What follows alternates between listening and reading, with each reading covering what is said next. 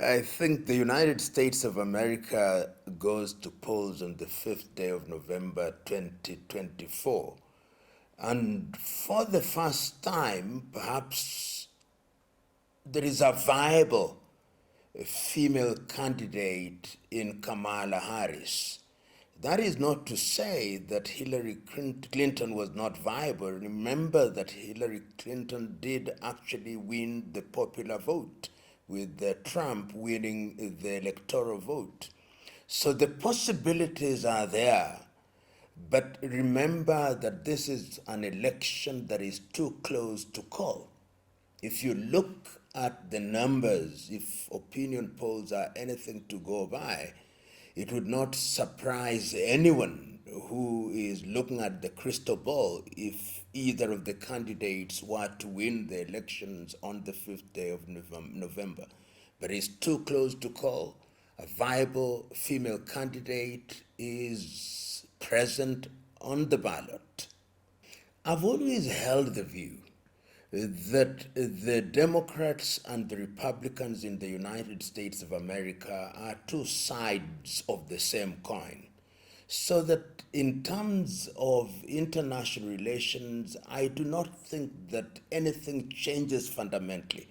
In my view, the United States of America has certain anchors which don't change in a dramatic manner simply because there is at the helm a president who is a Democrat or one who is a Republican. Of course, there are certain things that will happen a lot more prominently when a Republican president is in power. You'll find that perhaps there is much more inclination towards big business.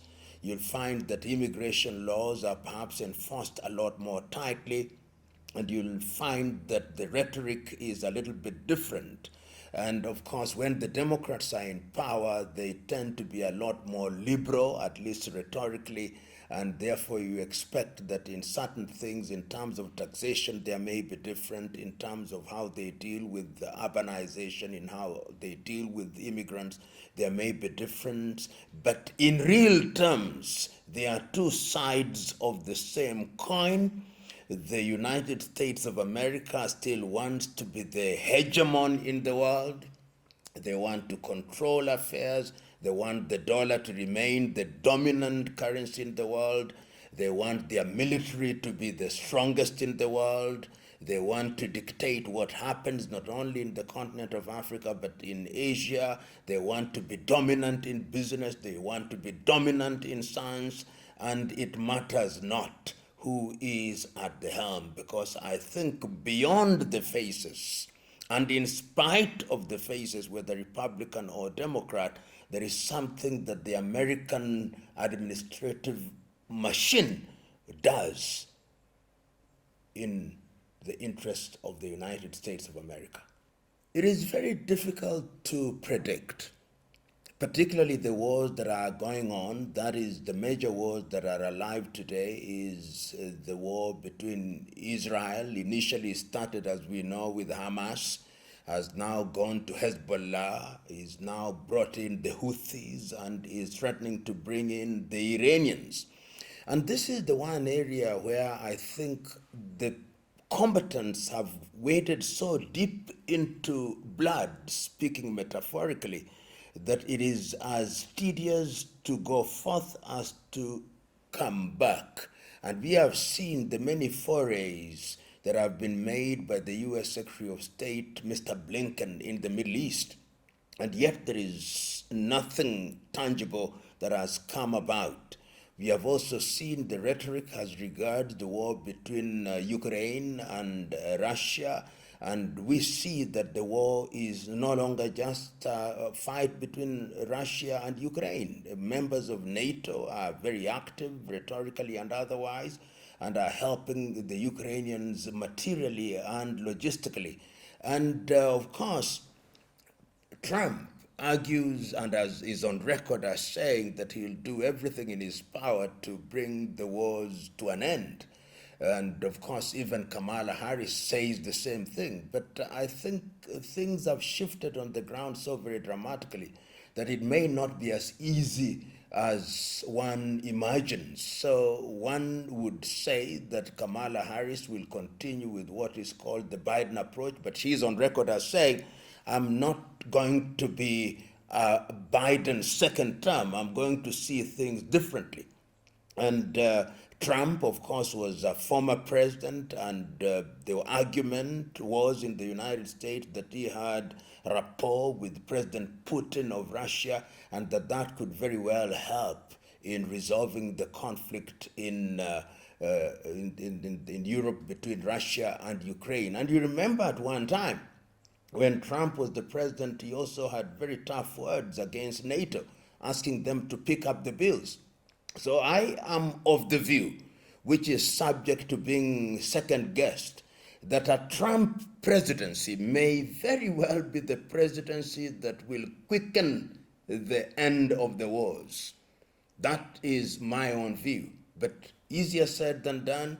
One must be cautious in making such statements. I've always held the view that nothing changes dramatically, and I say this because the United States foreign policy, when one talks about Kenya or Africa, remains fundamentally constant. But there are those who observe, and I'm one of them, that during Republican presidencies, the United States of America does appear to support many more programs than during the Democratic presidencies, which is full of rhetoric and short on action. And I am of the view that the United States of America is going to be very active in Africa as a reaction to China and Russia, and as a reaction to other players such as the Emiratis and the Turks. Take, for example, in the single area, the Belt and Road Bridge program that is being done by the Chinese. The Americans are already responding with what is called the Lobito Corridor, which is to build a railway from Lobito in Angola through to Zambia and the Democratic Republic of Congo for purpose of extraction of minerals. And of course, they will also be reacting to the presence of Russia in the Sahel region and the presence of China as one of the leading partners of many African countries. So one will begin to see once again Africa being a theater of contestation of different powers, and those powers are the United States of America. Of course, one sees that even France, and it is not lost on me that the French have actually announced that they'll have a meeting of the Francophonies in 2026 in Kenya. Beggars belief. I do not know why they should do that. Kenya is not a Francophonie. You've seen the British also through the Commonwealth becoming a lot more aggressive. The Turks are equally aggressive. The Emiratis are equally aggressive. The Chinese are a little bit more subtle.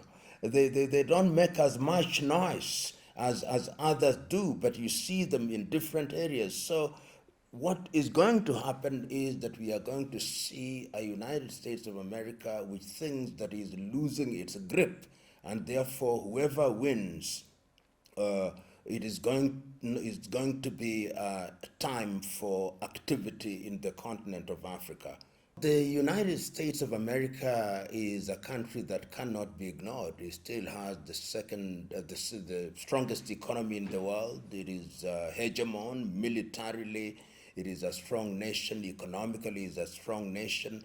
And the reality of the world is that the law of the jungle is still alive and well, is survival of the fittest, the dying of the least suitable, and in truth, power still springs from the barrel of the gun. So we in the continent of Africa must pay attention. You remember that the United States of America has bases in a number of African countries, and going forward, we must define, particularly in the continent of Africa, we must define how we are going to engage with the United States of America. And my considered view is that a strong Africa will be able to engage in a much more creative and symbiotic way A weak Africa will be manipulated by the United States of America, notwithstanding who is the president of that country after the 5th day of November, and of course after inauguration in the month of January 2025.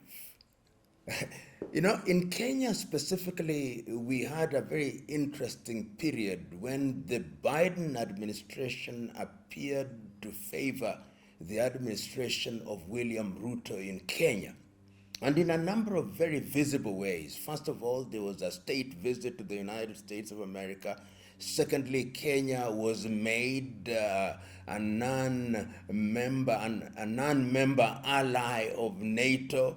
But I think things have cooled down. So an administration, particularly a Republican administration, may very well revise that position or not revise it. Remember that Kenya remains strategically very important in the Eastern Africa region and in the Horn. And that is particularly so because many countries in this part of the world uh, are threatened with some kind of conflict. You go to Somalia, there is still some conflict. You go to Ethiopia, there is still some animosity. Sudan, of course, we know what is happening there. South Sudan is also going through its own difficulties. So Kenya has major strategic value. And I believe that whoever is in government will want to engage Kenya as an anchor country in that regard for geopolitical and geostrategic reasons. The use of celebrities is something that Americans do over the years, and there is nothing wrong with using people who can bring in the votes. That tells you also the change in the American demography because celebrity appeal to a certain category of the voters, particularly the younger voters, some say even the black voters, and for that reason, I think every side in the divide is using them because they are using all means necessary to attract the voters, and specifically the younger voters who are attracted to these celebrities who are sometimes referred to as influencers.